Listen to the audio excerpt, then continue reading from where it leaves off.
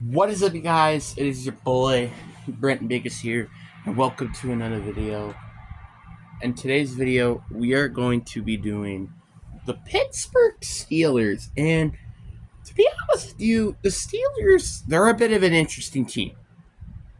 Here's why. The Steelers, if we're really looking at their roster dead in the eyes and say, oh, this roster is good for a 9-8 record season, you would be lying to yourself.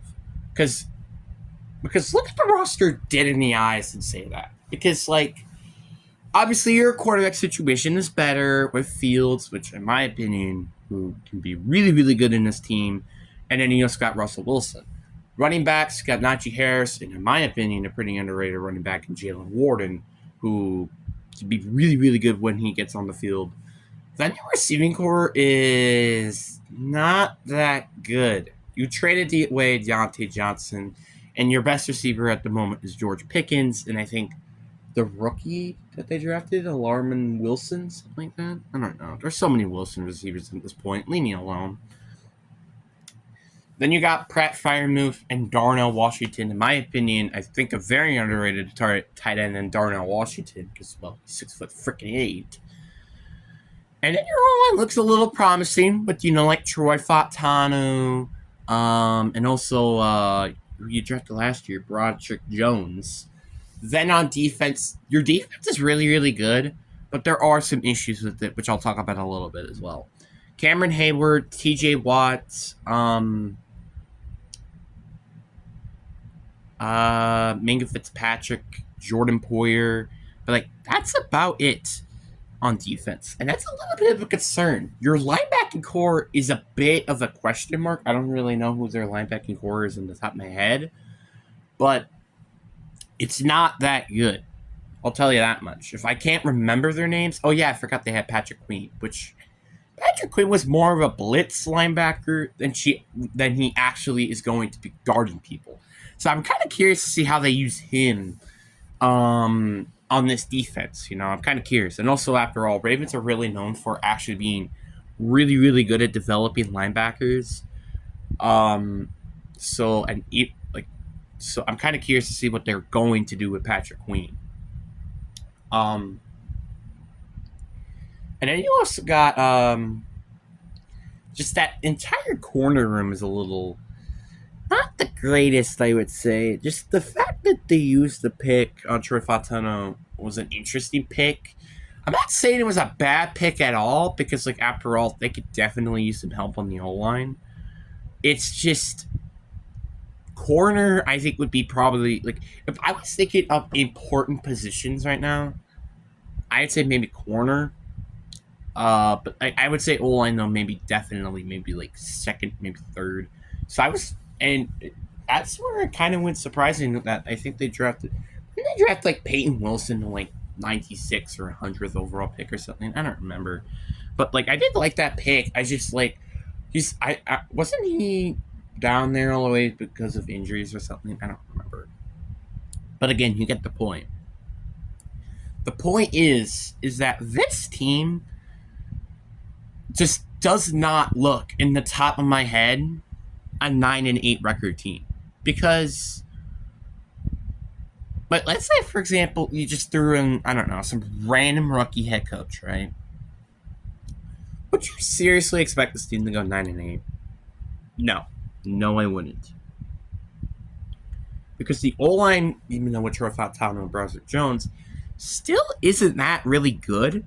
Your defense is not that good at all. And specifically the corner linebacking room. Outside of that, I think the defense is pretty good.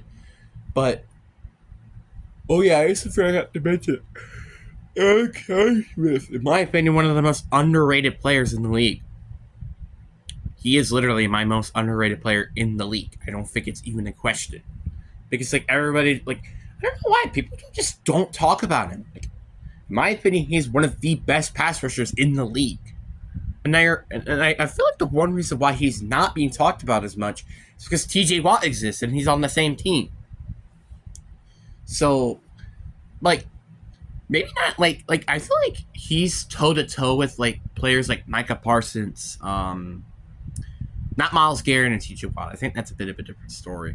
Nick Bosa, like all of those players, those like, really, really good players, they're just not getting the most sacks like Myles Garrett and TJ Watt. That's where I would put him.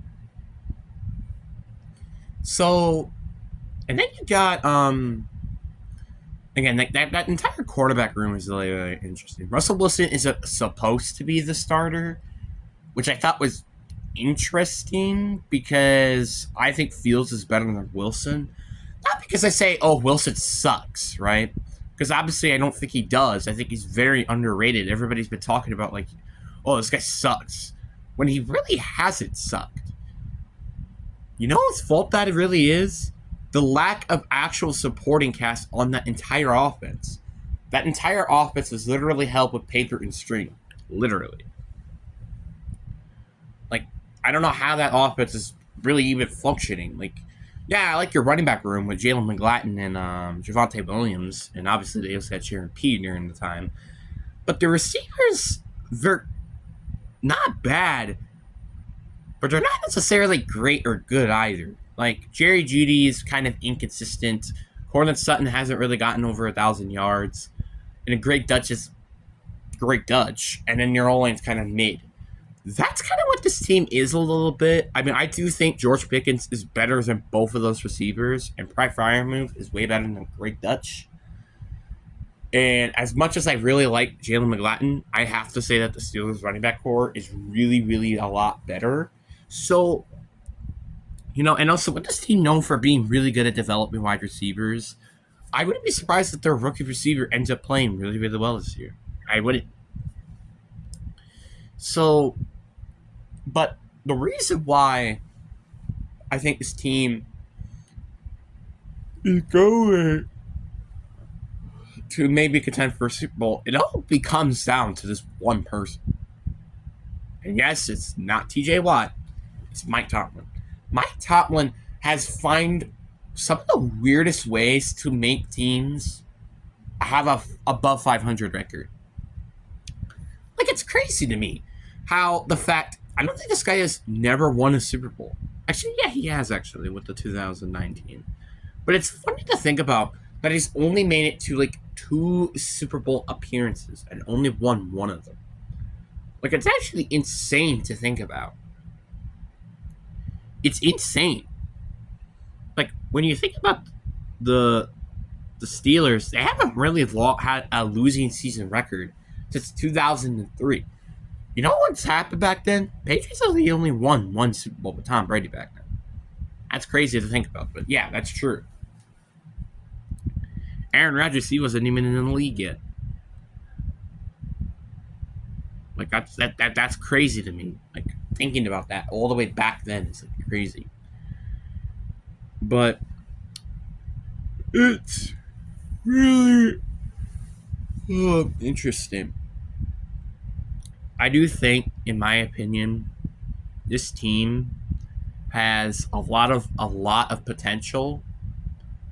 It's just, I don't know how this team